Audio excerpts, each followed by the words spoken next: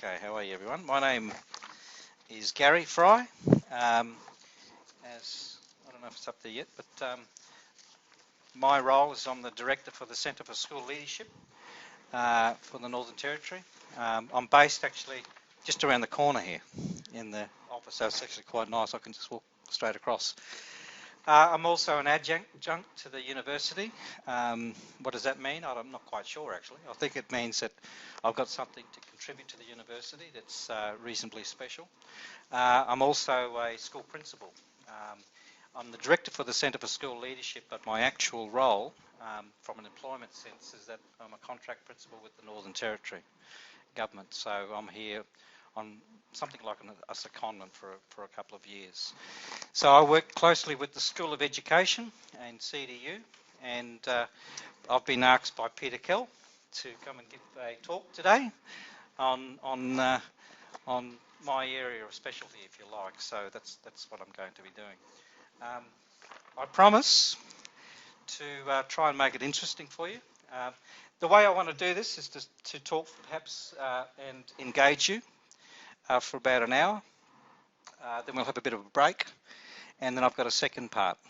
The first part will be looking in terms of the sociology of schooling reforms, thinking broadly, thinking about what the international space is like, what's different, what's similar about it.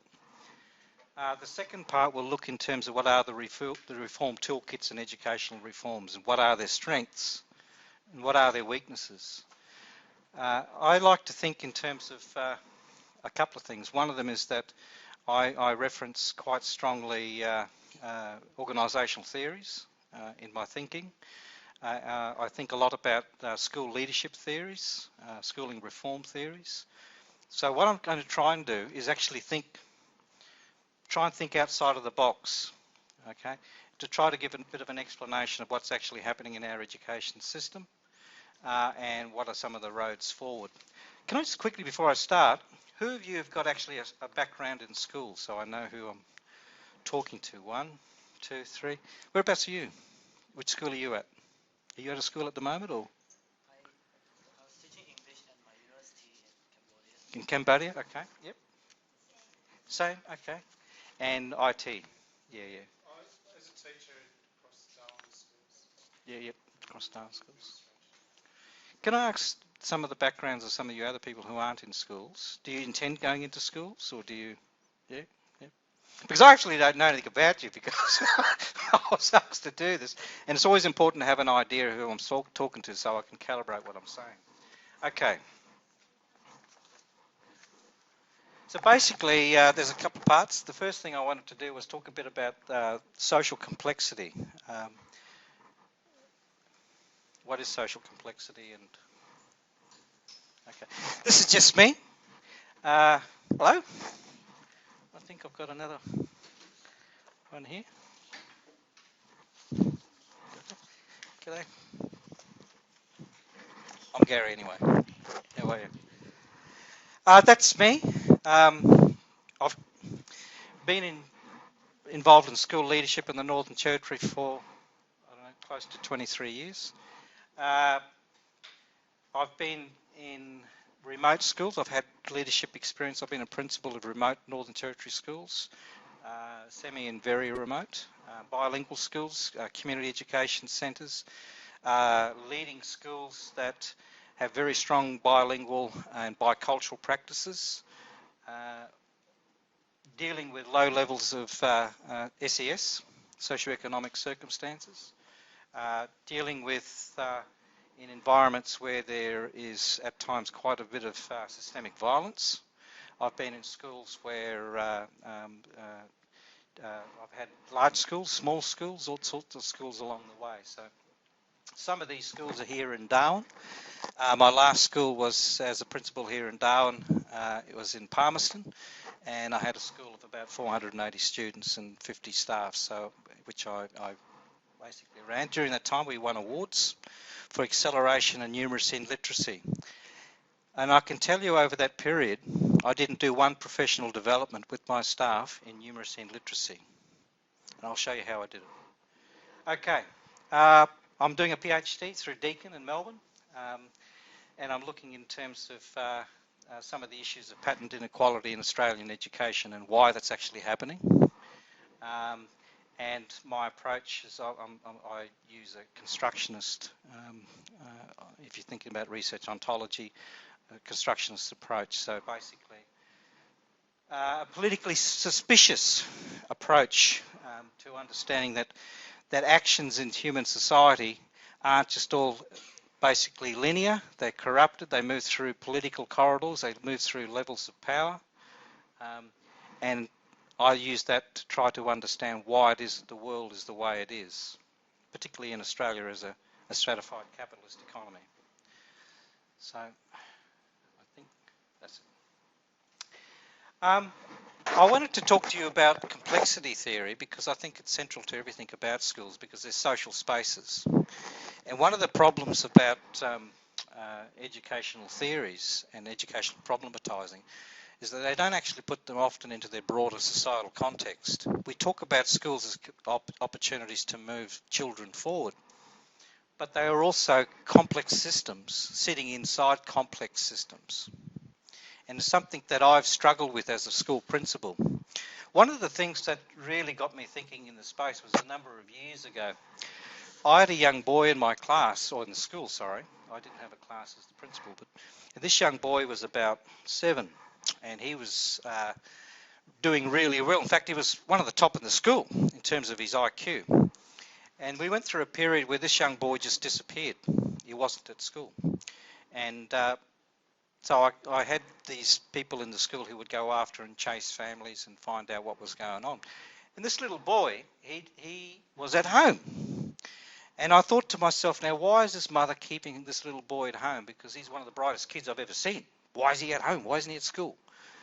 And so one day, shortly after that, I jumped in the car and I went around with one of our officers, and I walked into the house, and I was ready to give a berating. And I went to see the lady, and the young boy came out, and I said, can I speak to your mother? And he went inside, and I could hear a bit of a shuffle, and out came the mum. And so I went to introduce myself to the mother, and I put my hand out to shake her hand. And she put her hand out to shake me, but she completely missed me. And the reason for that is she was blind. And what had happened was that there was an older brother who had been in a car accident, and he had been in hospital. And the young boy was looking after his mother. He was being the eyes for his mother.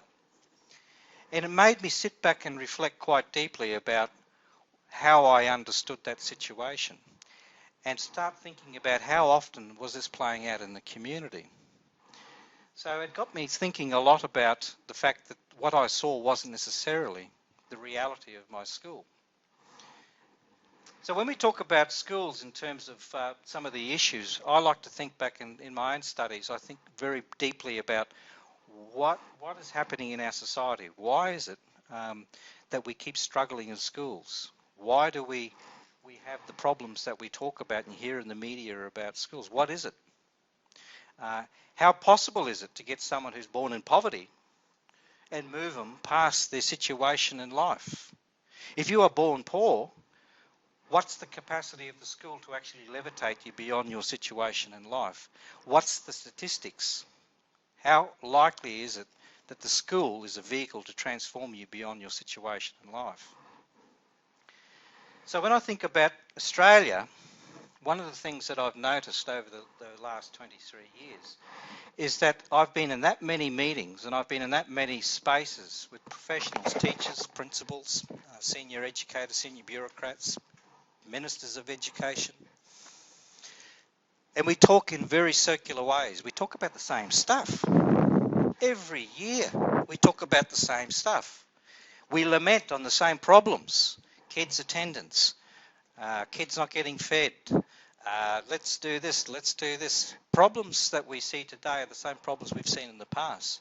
The solutions that we apply may seem different, but the very basic foundations have been with us for a long time, and we've done it in the past. So why isn't things moving the way that we'd all like to see it move?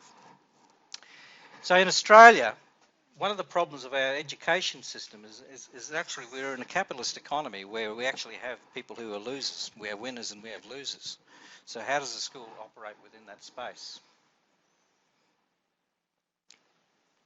This question here is a question that I've seen surfacing more and more internationally in debates, and it's certainly in the United States and in England.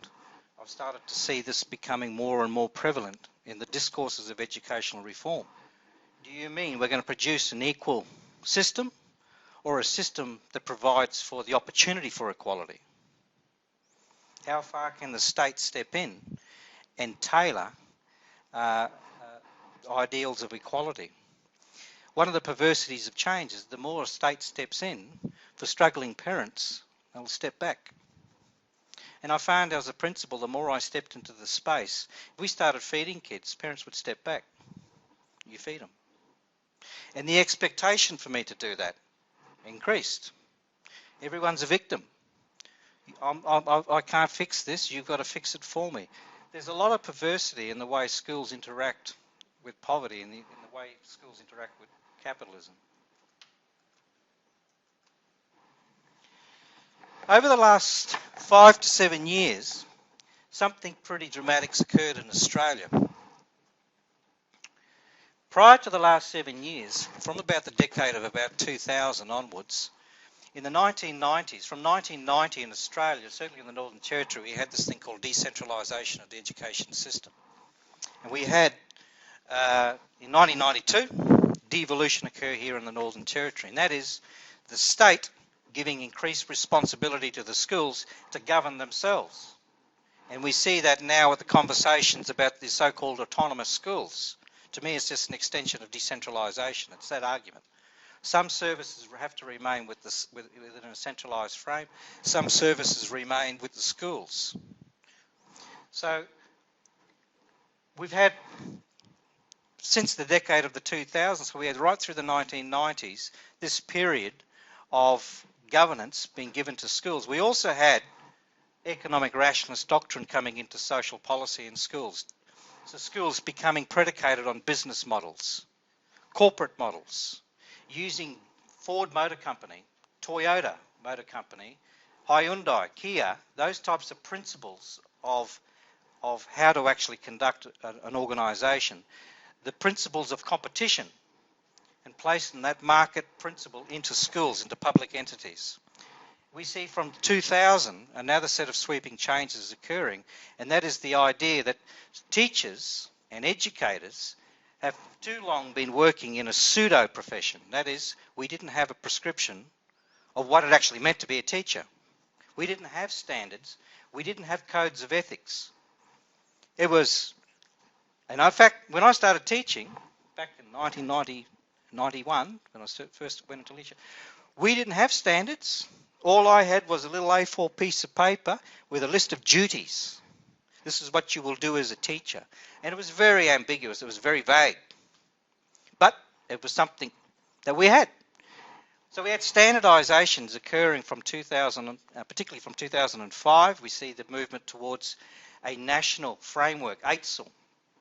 And we see schools and all the different governments across Australia through COAG basically agreeing to setting up these constructions. I run a centre that's a direct relationship to those movements back in 2005.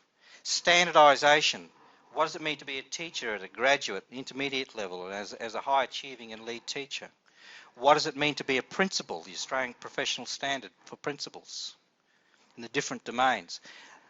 Moving us from what some argued was a pseudo-profession in the social sciences to one that had prescription similar to those in the natural sciences, the clinical sciences, like nursing and doctoring and so forth. Having a code of ethics, having a teacher registration board to register people, and part of that standardisation. Part of those standardisations also from 2007 onwards were matrices of strategic planning and leadership. In strategic planning, we saw the Accountability and Performance Improvement Framework. I helped write it for the country. In fact, my last school was the only school in the Northern Territory that was used as a model to inform the national framework, and it's still up there in the old DEWA side, but it's not there anymore, is it? Because DEWA's not. But The ACARA, the establishment of ACARA, the Australian Curriculum Assessment and Reporting Authority, standardisation in Australian curriculum, the reporting, the A to E, the C to, all those things, the standardisation and the flush of standardisation matrices. The idea that we could determine what a teacher was, what a school leader was. We developed all these programs, and the institute that I'm a part of is about the specialisation of leadership. We work with all postgraduate students, moving everything into that higher level, consciousness and operating. The idea that schools can become concentrated models to rebuff the poverty around them, to rebuff the problems that children bring into their schools. Those communities that are sitting in poor areas, the idea that the school can develop this concentration of high-level specialisation and to do it well and to do it consistently in different locations has been seen as one of the key models of educational reform in this country. But it is, as we'll see, a little bit incomplete. I'll just go back there a bit. Previous. The patterns after all of that, the patterns of inequality in a stratified capitalist Australian economy have not shifted. So despite all the millions and billions of dollars that have been pumped in, and certainly here in the Northern Territory, one of the things that's driving the current cuts in educational reforms is a belief and a view that in the past we were actually spending more money, but we were going backwards. So the movement out of the secondary system of resources and shifting it into the early childhood sector is one of those things. The early years learning developmental framework, the national quality framework, all those standardisations in the early years of a child's schooling is all part of trying to create a robust professional system to engage students so that we don't have problems further down the track.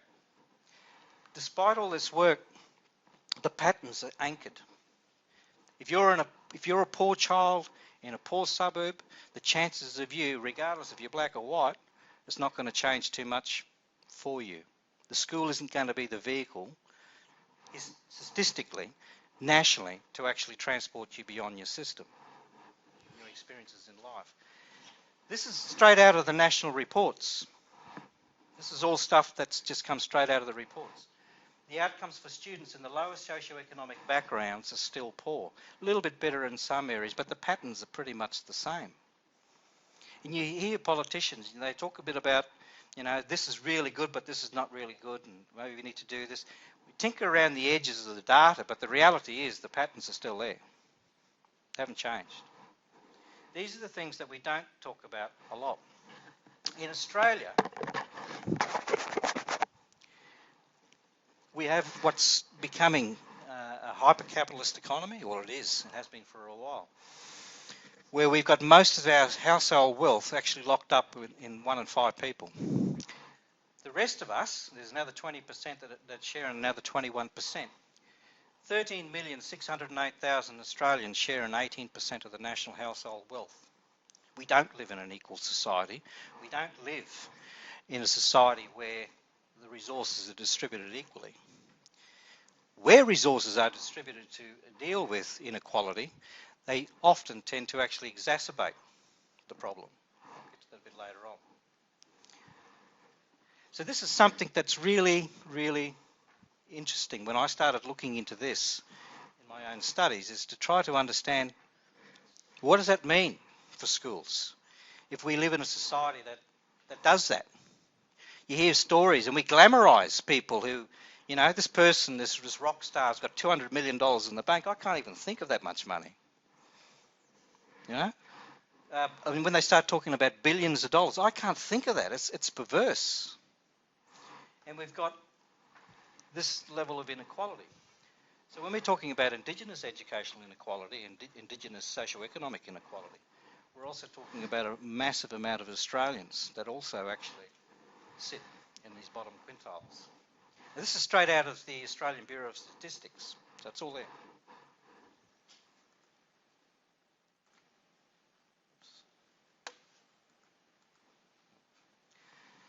So with our reforms in the schools, basically if you think of those yellow dots as just an example of the situating of schools, across our society It's probably going more like that. We've got these schools that are situated in different rungs. Now, my last school was sitting around here, which was 721 on the ICSIA scale, which is quite low for an urban context. In my situation, I was over here. 90% of the students came from families with low SES. 51% of the families didn't have a dad. Of the other 49%, you wish dad wasn't around, because for a number of them they had drug problems, alcohol problems, bashed their wives, bashed their kids. There was a lot of that. I'd have to jump in the car with the police and go around and see these families. Child protection. I had little children coming in who had cigarette burns on their stomach. This is serious. This is the reality. I've had police come into my office and say, well, you know, Gary, these kids here, you just need to be aware of them. Their parents are including them in drug deals. 5. I think one was 4. This is the stuff that goes on. So trying to rebuff all those pressures and the resourcing models internal within schools to actually do that is a real challenge for schools. And obviously this is why the effort of specialisation is occurring. At what point does it end? What point does it stop? And to what point can it logically extend or naturally extend before people burn out? Because we're not robots.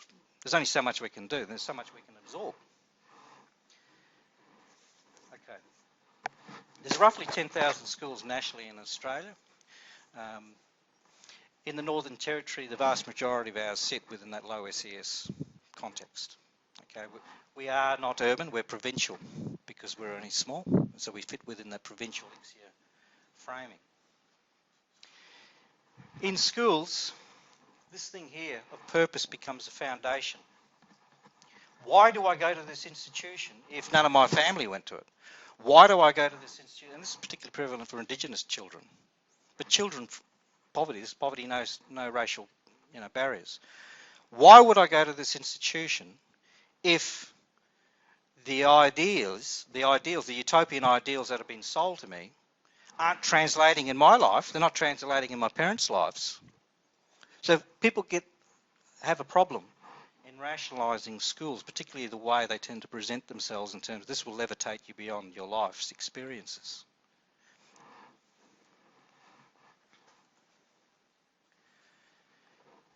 The triangles, of course, the bureaucracy, government, very command and control, mechanised structures. They're not interested in leadership. They're interested in telling.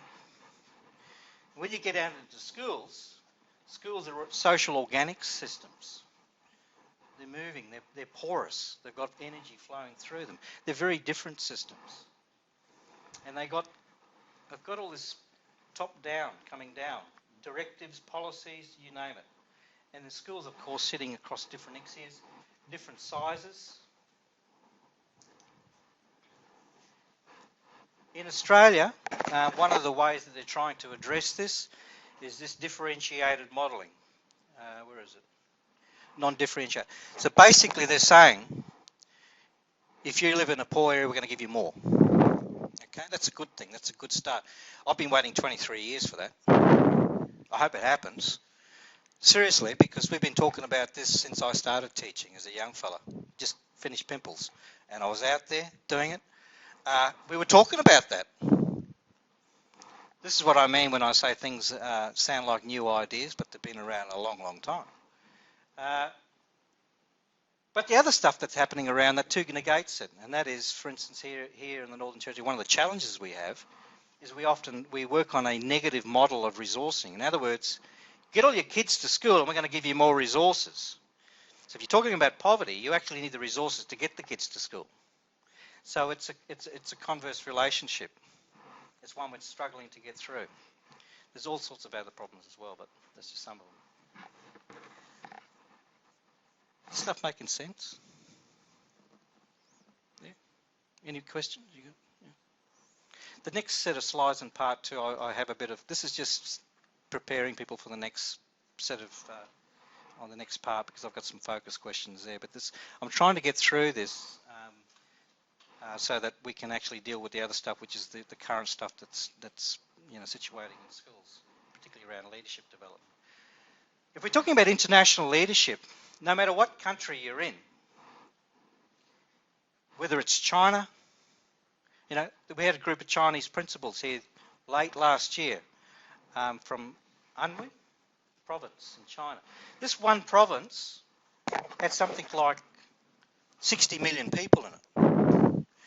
And there were about 10 principals that came along. Those 10 principals had more kids in their schools than all of the Northern Territory. Huge systems. So I don't know if we could call them principals because they didn't really see the kids, because you got 50 APs and the layers that come down and then into the classrooms. They're more like regional directors. But we use translators. And one of the things I was interested to pick up on was that they had exactly the same problems with poverty. How do we deal with poverty? How do we get kids from really challenged backgrounds? How do we get them to perform? How do we get them to believe that this is a system that's fair? In Australia, we live in a society that's very, very tiered. So that unfairness is there right from the very beginning. Children can see it, even if intuitively they can see it. It's a false idealism that sits very deeply within people. We don't necessarily talk about it, but it sits there. It sits there with me. Some of the issues that we deal with in schools. Modern schooling systems, no matter where they are in this world, a couple of things that are happening. One is that they're focusing more and more on technical specialisation, curriculum assessment, reporting. Pedagogical practice from the early childhood years right through the assembly line of humanity, providing for mass education. The school is changing. It's a moving beast. When we think about that word school and we think about the word education, quite often we think of them in static terms, but the reality is society's shifting. We're shifting. I'm using technology I'd never dreamed of before. I've got this thing around my neck I would never think of before. I can talk to my daughters. Both my daughters are in university in Adelaide. I can talk to them within seconds using a mobile phone. Never had that when I was a young fella.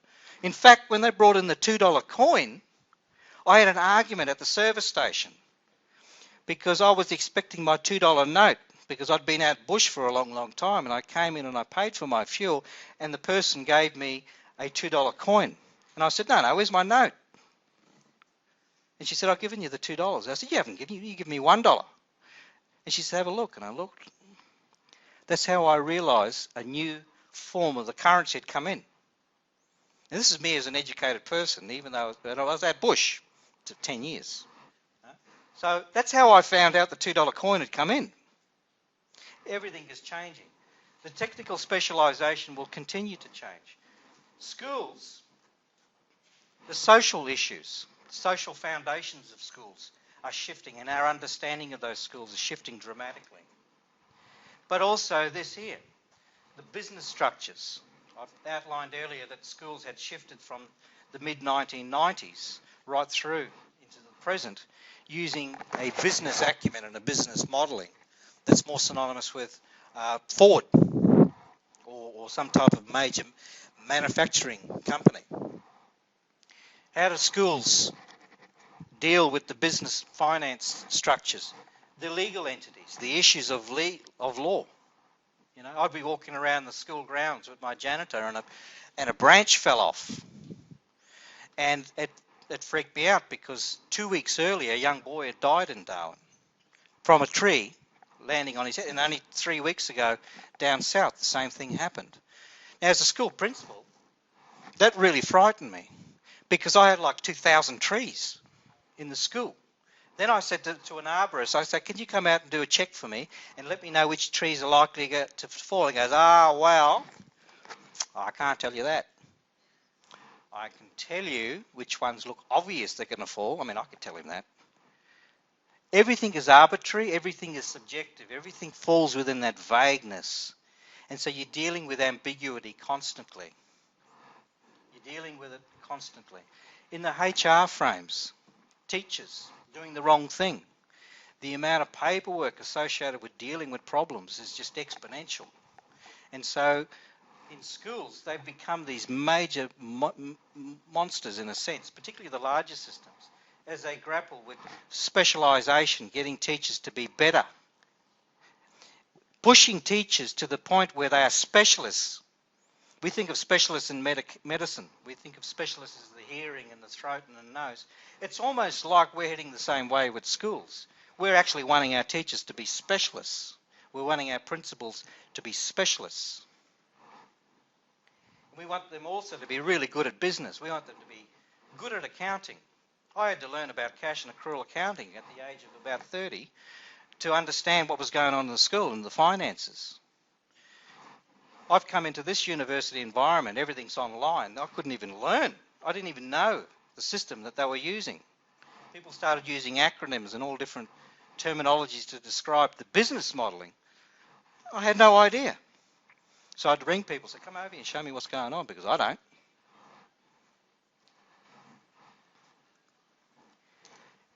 One of the things about schools, and this is probably getting to some of the core issues of educational reforms,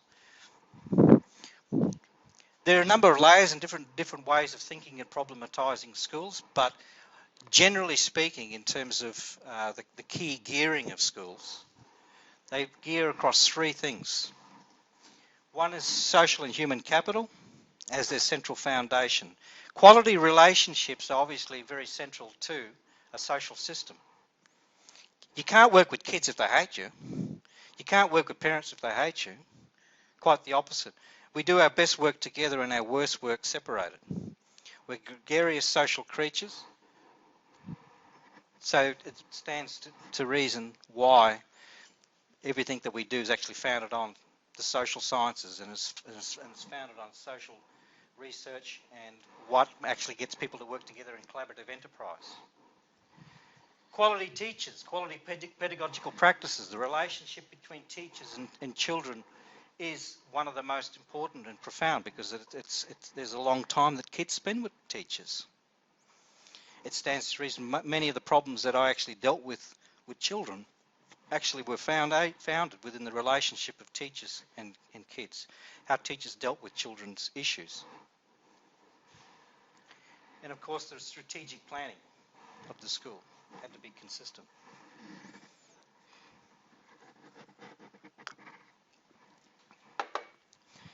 Here, if we're preaching democracy and if we're teaching togetherness and we're teaching collaboration, if we're teaching the Australian values and forgiveness and supporting children, then teachers should be doing that and the school should be doing that from strategically.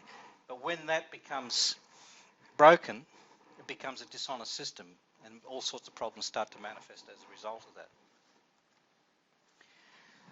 that. There's lots of different models that schools have been problematized. One of them is this one here, which is called the learning organisation. When I first heard the learning organisation construct, I thought, that's silly. Schools are learning institutions. Why just come up with another name and call them a learning organisation? This is the interesting thing about this. It took me a while to understand it. That schools, if you can think about schools as a collection of people constantly moving through change, how do we deal with that change? How do we develop momentum? How do we develop forward progression? It means we have to develop a sense of corporate history or corporate memory, understanding what worked in the past and apply it to the present, understanding what things in social theory actually work with working with children, what are the best practices. And we do that internally, we learn from each other, but we also beg, borrow and steal from other sites to try to understand what's actually going on in our schools. This is just a very basic model of inquiry. It's one I used, I still use. In schools I used it all the time. Bringing together empirical evidence, that is the numbers, the data, but also triangulating that with quality stuff. In other words, this test will show me 10 boys or 10 girls fail this test, but this qualitative research shows me why.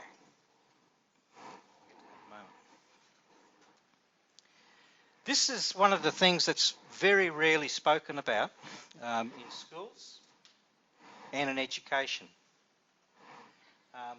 I've never seen it before.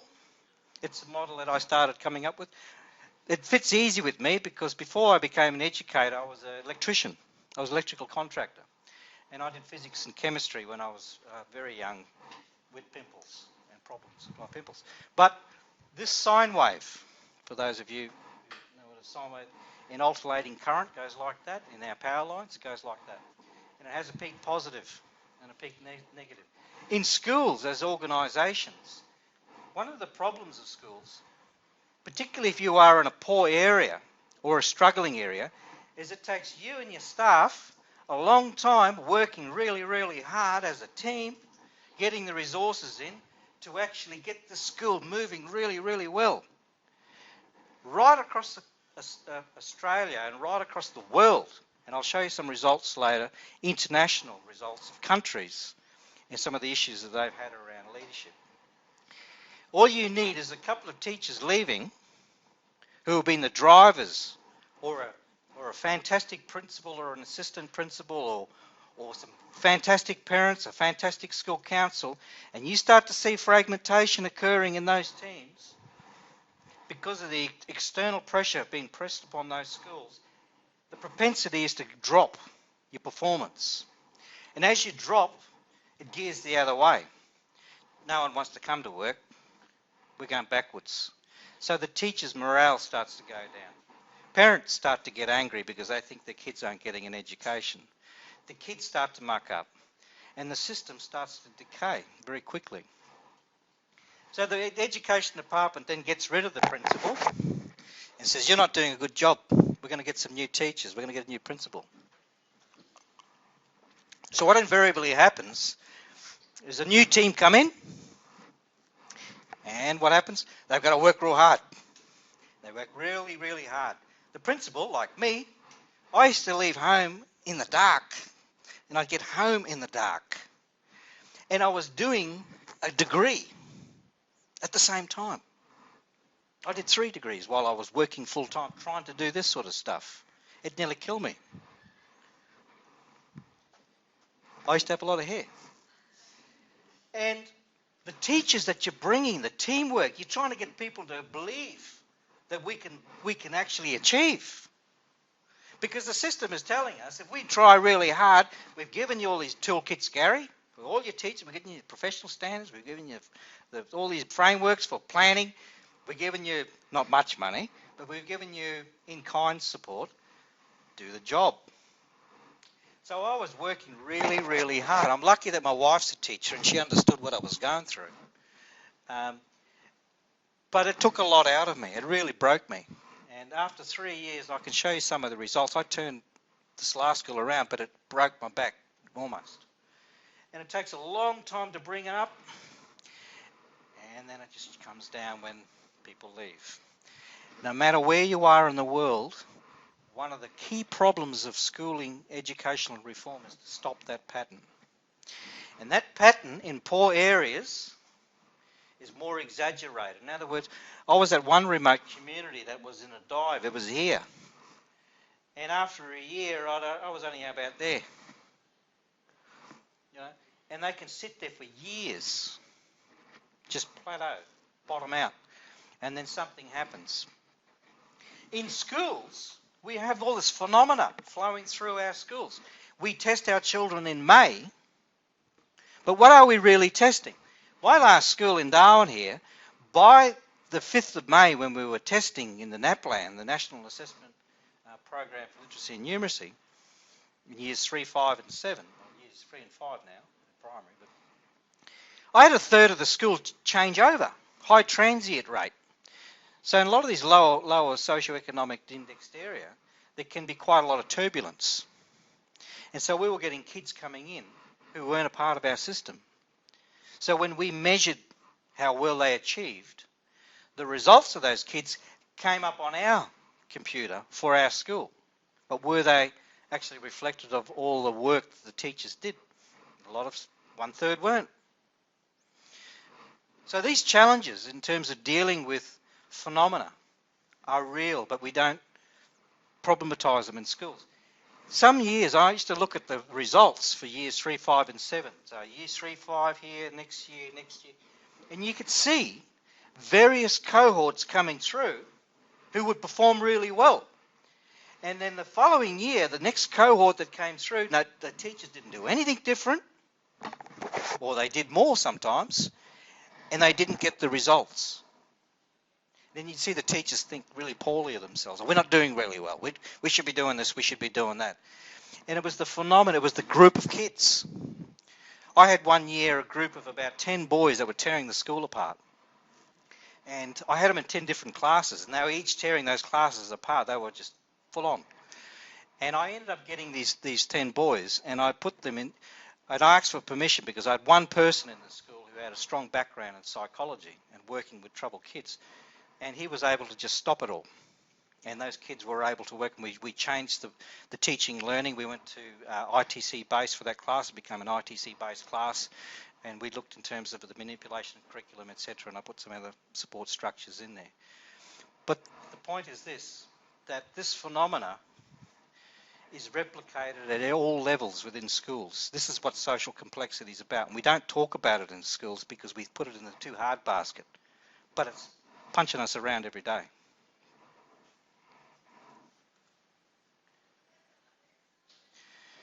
Schools have become interesting sites that we see the convergence of postmodernist doctrine, qualitative interpretive thinking about the human being, the self, what's happening inside here and your ability to engage the world or not.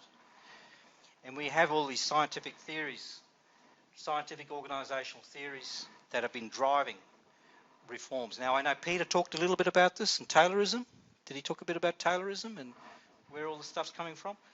So we see the assembly line of schools, right? Little Johnny, little Sally, little Frida, to metaphor, make it into a metaphor if you like, going along the assembly lines from transition, preschool transition through year 1, 2, 3, 4, going along the way, interacting with the processing, the pedagogical practice, the resourcing, the curriculum, etc., etc. Grating with the social properties of schools, the social realities of schools, converging inside schools. So basically, just to recap perhaps even what Peter was talking about 40 years ago, I suppose, we started to shift. We started to see the limitations of using the natural sciences to try to understand the human condition. Very limited in terms of explaining why and cause and effect. It's very good in terms of explaining what the outcomes have been, looking for the patterns, but not so much the fine detail. Reasonably good in terms of showing the large-scale patterns. Reasonably good in showing the small-scale patterns, but not showing the relationships. Frederick Winslow Taylor, basically engineer, mathematician, saw things, social reality in terms of numbers. Come to work, do your job, work for 5 hours, shovel this dirt, each shovelful, this is literally what they did, and each shovelful has X amount of dirt. If you did that 1,000 times a day, Gary, you'll have a nice little hill there and I'll pay you $5 or 5 shillings or whatever it was. And therefore the company could make a profit. So capitalism, we see the growth of this approach to social reality and organising people in large-scale collaboration, if you like, large-scale industry. We see a very scientific prescription being applied to the human condition. Henri Fayoli, French engineer. Notice the words. Now this is back in the 1800s. And the types of terminology were direct, command, and control. Very, very deliberate vocab in terms of understanding people and how people can be organised. All the while people in society is changing. We see particularly around the 1950s and 1960s, but certainly by 1970, a lot of scholars around the world saying, well, no, that's been really good to produce our world, but is it the science that can help us go to the next level? Is it the sort of science that can help us to understand schools and kids? Is it the sort of science to understand the fact that human beings are changing, and the human being today is not the same human being they were before? We're all morphing and changing. And so, certainly by that time, Michel, I don't know, often pronounced Michael, Michel. It always was Michel? I've heard Michael. Oh, well, Michel Foucault, talking about power and relationships. Francois Lyotard, The Postmodern Condition was a book he wrote. This is a good one. A report on knowledge, and that was back in 1979. Cited as the person who started using the word postmodernism. Up until about 1970, modernism. After that period, into the 1980s, postmodernism. There's some people who are arguing we're now also in a post-capitalist economy. We've got all these benefits. Now what's the next step? How do we best understand ourselves? How do we best organise ourselves so we all live a better life? This stuff comes along. In schools, one of the things, and in the next set of, in part two, I'll start to drill down these overlaying structural tensions into schools and what they actually mean and why we end up with the sorts of problematizing that we have. The Australian National Education, if I can read this agenda, is largely predicated on empirical positivist science that has directly fueled increased disempowerment of schools, construction of fear through accountability frameworks, league tables, ideals of choice and meritocracy. Interesting.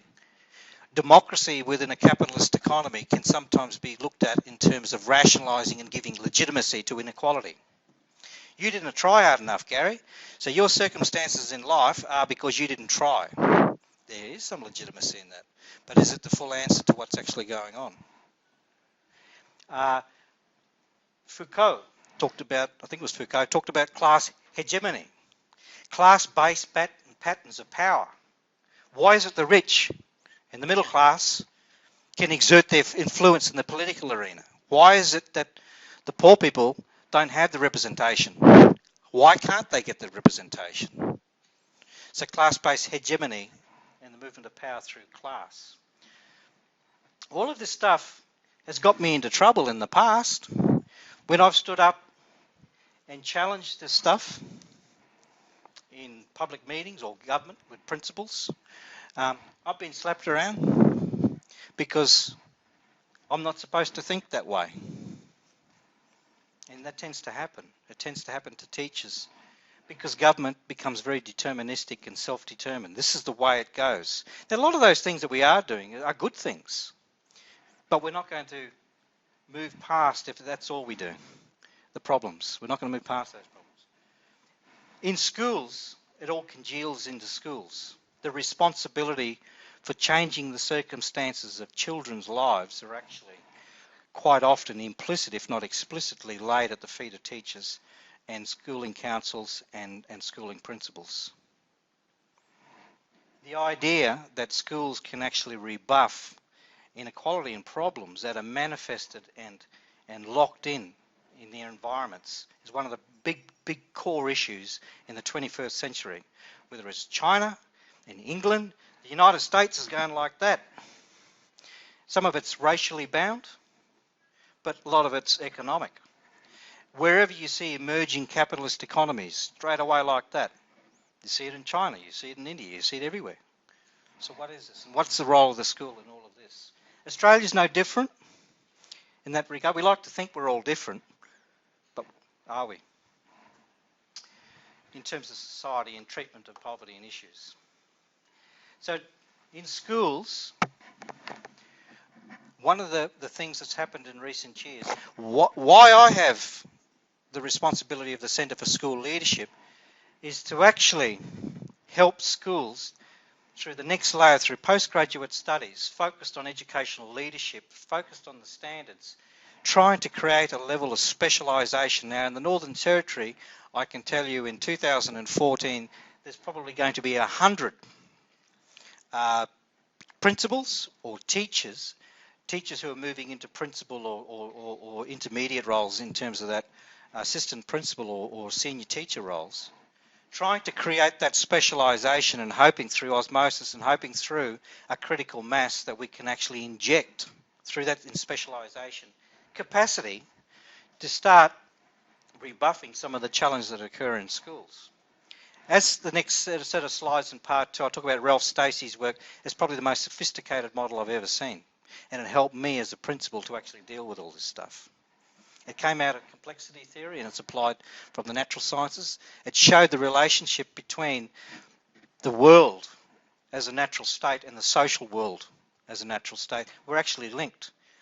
Empirical science used to be about, just thinking in terms of, if you think about epistemology, you think about ontology, you think about what is truth in this world. I used to think that Bex, the medicine, was good for me as a kid. And every time I had a headache, my mum used to shovel the Bex into me. Then they tell us, oh, Bex is no good. We're going to give you this medicine, Gary. Oh, well, no, actually, after 20 years of taking it, Gary, it's no good for you. Where's the truth lie in all of that? Now, this is the empirical sciences, the testing of data and evidence, saying this is the truth, this is the gospel. Take this medicine, Gary, because it's going to be good for you, because I'm telling you, 20 years' time, I turn around saying, it's no good for me. Oh, yeah, we didn't know that at the time, Gary. But I've only got 5 months to live. Yeah. So, what is the truth in the natural sciences is replicated in the social sciences. Every single day we come to work or to school, we're different slightly each day. Kids are the same. How you feel, how you wake up. Watching the news, I feel traumatised. You're sitting there on your TV, just watching the stuff, and it's just hypnotising. You turn it off. Then you got this problem. You got all the world's problems sitting in your head. Why? Because I chose to leave the TV on. I should have turned it off. I've allowed that to happen. When I was a kid, that didn't happen.